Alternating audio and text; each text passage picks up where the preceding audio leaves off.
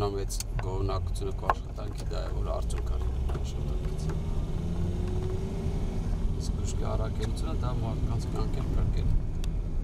Եթե մի կյանք ես փրկում, դա արդեն մեծ գոհունակություն է լինում։ Մեծ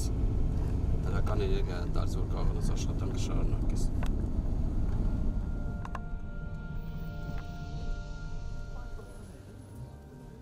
Սիրում է եւ բժշկությունը եւ ռազմական գործը ու համատեղեցի սպորտային բանակ եւ հայկական բանակ ընդհանուր այդ 23 տարի ծառայել եմ եւ այդ ծառայության ընթացքում իհարկե մեր երկիրը ալեկոծված ճանապարհներով անցել ինչ հեղափոխություններ էին տեղի ունենում եւ այդ ամենը ես որպես բժիշկ մասնակցում էի 16 թվական եւ իմ գումարտակով մենք գնացինք Մարտունի 2 Արցախ պաշտպանելու մեր դիրքերը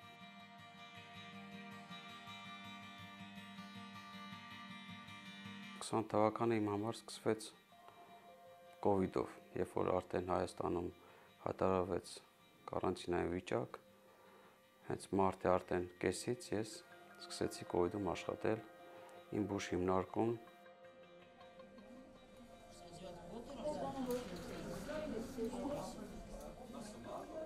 Սեպտեմբերից արդեն պետք է գնայի ինֆեկցիոն հիվանդանոցում աշխատելու, պատերազմ սկսվեց։ Ինձ ուղարկեցին կենտրոնական զինվորական հոսպիտալ, այնտեղից էլ ինձ արդեն ուղարկեցին Իշխանաձոր։ Երկար տարիների ծառայության փորձ ունեի,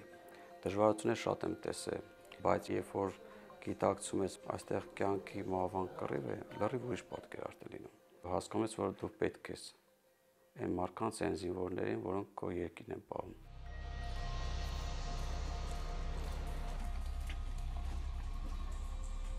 Բժշկական մեր ամբողջ կազմը հայկական մեր բանակի բարձ չեմ գտնում ասել ինչ աշխատանք են արել, ինչ ծավալ աշխատանք։ Բժիշկը չէր նահանջում։ Դա է ընտրած քո կյանքի ճանապարհը, առաքելությունը։ Միակ մխիթարությունը որ դու ունենում ես, կյանքը, երբ որ մի զինվորը կյանք ես փրկում։ Իսկ մի զինվորը մեր երկրի մի մասնիկն է։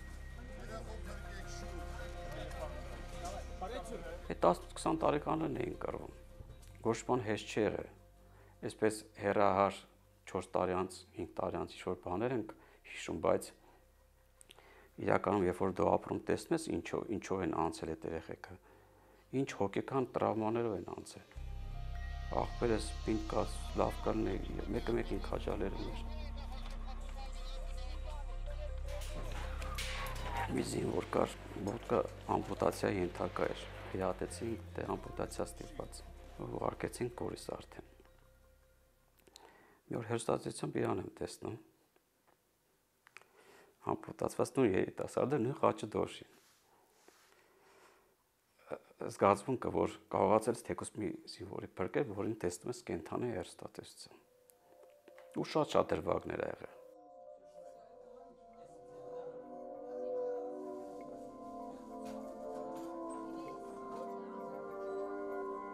Ռոպեներ նույնիսկ հապաղել ժամանակ չի եղել։ Բերում էր միաժամանակ 20-30 հոգի։ Դու չես կարող միաժամանակ բոլորին վիրահատես։ Ասենք ինչ վաղանալությունը դադարեցնես, շոկային վիճակից հանես, մինչև մյուսին վիրահատի, մյուսին տանը տեղ ազատվի։ Եթե ընտանիքի պես չլիներ, բռունց չդառնայր, չէր լինի։ Առանց դրա չէր լինի։ Ամեն մեկս ճիշտ է տարբեր մասնագետներ են, բայց մի գործ են անում։ Մեր զինվորների կյանքն են փրկում։ Այնպեսի անունալ վիճակներ եղել, որ փրկելու շանս համարյա չի եղել։ Նույնիսկ կարող ես ոչ միայն պատերազմի, կովիդի ժամանակ նույնիսկ այնպես հիվանդներ են փրկվել, որ ոչ ոք մի փոքր նույնիսկ շանս չէին տեսնում, որ կփրկվի։ Միգուցե այստեղ արդեն մենք որպես գործիք էինք, գործիք Աստծո ձեռքեր, որ մեր միջոցով ինչ-որ գործողություն արվի։ Իսկ ես իմ տարիքում եկել են եզրակացության, որ ոչ մի բան կյանքում պատահաբար չի լինում։ Անհատացել բուժողության բաժանմունքում աշխատում աստղիկի, թիմը շատ հիանալի, տիրապետում է իրենց աշխատանքին, շատ ամեն խոսքը պետք է հայացքից հասկանալի է, ինչ պետք է արվի, ինչ տեղ հավաքվի, ինչ գործիք պետք է տրվի, որտեվ ընդհանրապես վարքյաներով դու կարող ես կորցնել ու հետ չբերել մարդու կյանքը։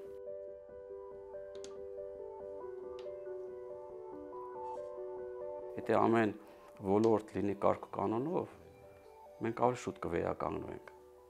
Մենակ զինվորական ոլորտը չէ, ամեն առումով։ Իսկ այդ կարող կանոն դրա համար ազգեր կամ պետություններ, որ մեծ հաջողություն են հասել։